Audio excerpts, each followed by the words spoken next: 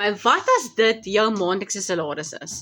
Imagine net vir jouself, maak toe jou oë, imagine, wat sal dit vir jou familie beteken as jy hierdie salaris kan maak? Dit beteken, wat kan jy doen? Jy kan skuld gaan betaal, jy kan dalk gaan kos koop vir die hele maand, wat letterlik die hele maand gaan nou, jy kan die ones in die trolley sit, jy kan letterlik begin ietsie geld wegsit om op vakansie te gaan, of jy kan agterstallige goedjies betaal. Nou dit is wat moontlik is in hierdie besigheid. Dit is wat 'n mamma in ons community gemaak het. Amper R84,000 vir die maand van my.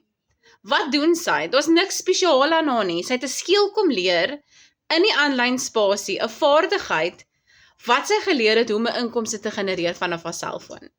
Nou het sy dit gemaak in die maand van Mei. Wat sal daai vir jou familie beteken? Skryf vir my, wys my in die comment section, dan deel ek met die grootste liefde al daai inligting. Mooi dag.